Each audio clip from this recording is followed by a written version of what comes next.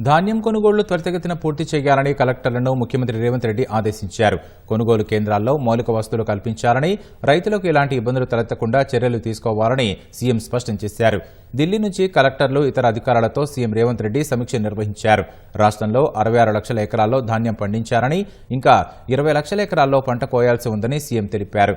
సన్న, దొడ్డు రకాలను వేర్వేరుగా సేకరించి రైతులకు వెంటనే చెల్లింపులు పూర్తి చేయాలని సీఎం తెలిపారు. కొనుగోలు కేంద్రాలకు వచ్చిన ధాన్యాన్ని వెంటనే కొనుగోలు చేసేలా కలెక్టర్లు చర్యలు తీసుకోవాలన్నారు. ధాన్యాన్ని మిల్లులకు తరలించేందుకు లారీల ఇబ్బంది లేకుండా చూడాలని చెప్పారు. అక్రమాలకు పాల్పడే మిల్లర్లపై కఠిన చర్యలు తీసుకోవాలని కలెక్టర్లను ఆదేశించారు. బోనస్ కోసం సరిహద్దు జిల్లాల్లో నుంచి ధాన్యం వస్తుందని అప్రమత్తంగా ఉండాలని సీఎం చెప్పారు. ఇన్ఛార్జి మంత్రులు, అధికారులు క్షేత్రస్థాయిలో పర్యటించి ధాన్యం కొనుగోళ్లను పర్యవేక్షించాలన్నారు. ధాన్యం కొనుగోళ్లకు సంబంధించి రోజు నివేదిక సమర్పించాలని సీఎం ఆదేశించారు.